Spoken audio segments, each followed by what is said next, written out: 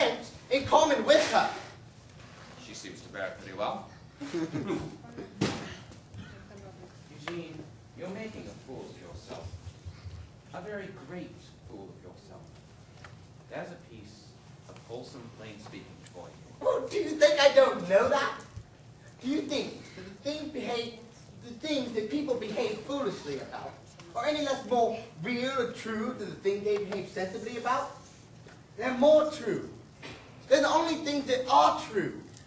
You are very calm and sensible and moderate with me because you see that I am a fool about your wife. Just no doubt that old bird who was in here just now is very calm over your socialism because she sees that you are a fool about it.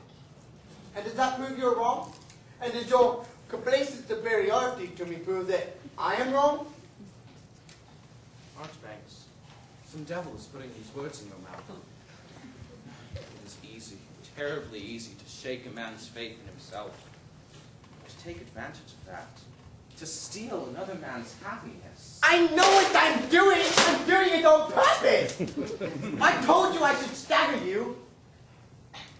Eugene, I hope and trust that someday you will be happy as I am. You will be married, working with all your might and valor to make every place on earth as happy as your home. You will be one of the makers of the kingdom of heaven. And who knows, you may be a master builder, whereas I am only a humble journeyman. Do not think I cannot see in you, young as you are, promise of higher powers than I can ever pretend to. For I know that it is in the poet, that the Holy Spirit of man, the God within him, is most godlike.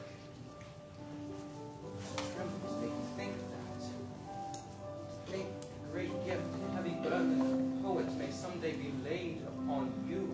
It does not make me tremble. It's the want of it in others that makes me tremble. So help to kindle it in them, in me, not to extinguish it. When you are as happy as I am, I will be your true brother in the faith. I'll help you to believe that God has given us a world which only our own folly prevents from being paradise. Most importantly, I'll help you to believe that your wife loves you and is happy in her home. We need this kind of help, Marchbanks. We need it greatly, in all ways. Even at home, we sit as if in camp, encompassed by a hostile army of doubts. Will you play the traitor? Let them in on me? Is it like this for her here always? A woman with a great soul, craving for reality and truth and freedom, just being fed on metaphors, sermons, stale perorations, mere rhetoric. Do you think that a woman can survive off of your talent of preaching? Marchbanks, you make it hard for me to control myself. My talent is like yours, insofar as it has any real worth at all. It is the gift of finding words for the divine truth. It's the gift of the gab, nothing more and nothing less. What does your knack of fine talking to do with the truth, any more than playing the organ has? I've never been to your church, but I've been to your political meetings. And I've seen you do what is called rousing the meeting to enthusiasm. Well, that is, you've made them behave exactly as if they were drunk. And their wives looked on and saw what fools they were about it. Oh, it's a familiar story. I'm sure you'll find something like it in the Bible. I'm sure King David in his fits of enthusiasm was very much like you. But his wife despised him in her heart. Leave my house! Do you hear? Stop, Morel! If you lay one hand on me, I'll kill myself. I will bear it. Well, don't take that! Sniveling, cowardly little... I'm not afraid of you. It's you who are afraid of me. It looks that way, doesn't it? You think I shrink from being viciously handled because I can do nothing but cry with rage when I am met with brutal violence? Because I can't lift a heavy trunk from the top of a cab like you? Because I can't fight for your wife with a trunk in nugget wood? And all that makes you think I'm afraid of you? Well, I'm not. If I haven't got what you call British pluck, I haven't got British cowardice either. I'm not afraid of a clergyman's ideas. I'll fight your ideas. I will rescue her from slavery to them. I'll pit my own ideas against them. You are driving me out of the house because you are afraid. You are afraid to let her choose between your ideas and mine. You are afraid to let me see her again. What are you guys thinking? Wait a bit. I'm not going to touch you, don't be afraid. When my wife comes back, she'll want to know why you have gone. And when she hears that you are to never cross our threshold again, she will want to have that explained too. Now, I don't mean to distress her by telling her that you have behaved like a blackguard. Oh, but you shall. You must. Because if you tell her anything about the truth, you are a liar and a coward. Well, tell her what I said. Tell her how you were strong and manly, and how you shook me as I carried your shakes around, and how I shrank and was terrified, and how you called me a sniveling little whelp. You don't tell her, I will. I'll write it to her. Why do you want her to know this?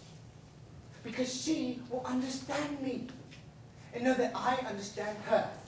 If you keep back one word of it from her, you're not prepared to lay the truth at her feet as I am, then you will know to the end of your days that she really belongs to me and not to you.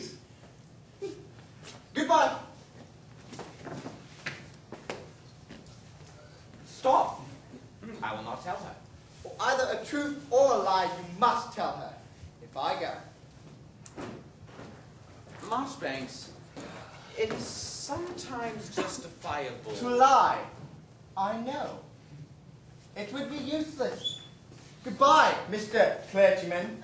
Are you going, Eugene? Oh, dear me, just look at you going out into the street in that state. You are a poet, certainly.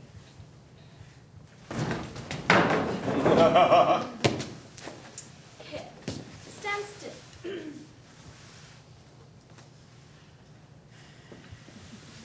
There. Now you look so nice that I think you must stay to lunch, though I told you you mustn't. It'll be ready in half an hour. Don't be silly. Oh, I would like to stay, of course. That is, unless the Reverend gentleman, your husband, had anything to advance on the contrary. Shall he stay, James, if he promises to be a good little boy and help to lay the table? Oh, yes, certainly. He had better. Well, come and lay the table.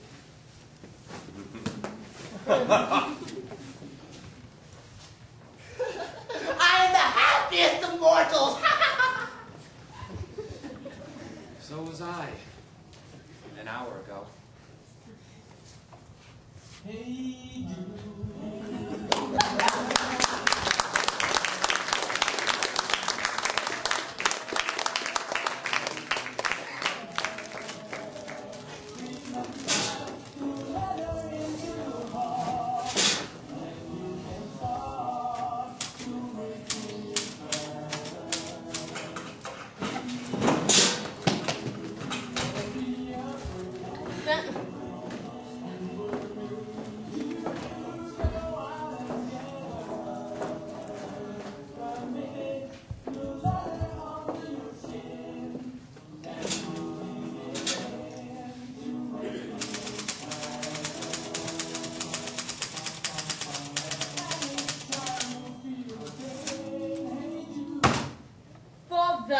Mr. Marchbanks, you've been meddling with my typewriter, and there's not the least of you looking as if you had it. I didn't know. I didn't indeed.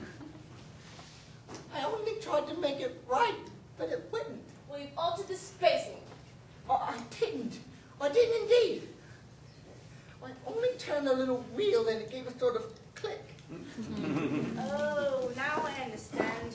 I suppose you thought it was a type of barrel organ. Nothing to do but turn the handle and it'd write a love letter straight off anyway. Well, I guess the machine could be made to write love letters. They're all the same, aren't they? How do I know? Why do you ask me? I'm sorry, I always thought that clever people, that is, people that do business and write letters and that sort of thing, always had to have love affairs to keep themselves from going mad. Mr. Marchbanks. I hope I haven't offended you. Or perhaps I shouldn't have alluded to your love affairs. I haven't any love affairs. How dare you say such a thing? The idea. Really? So then you're shy like me? Certainly I'm not shy. What do you mean? Well,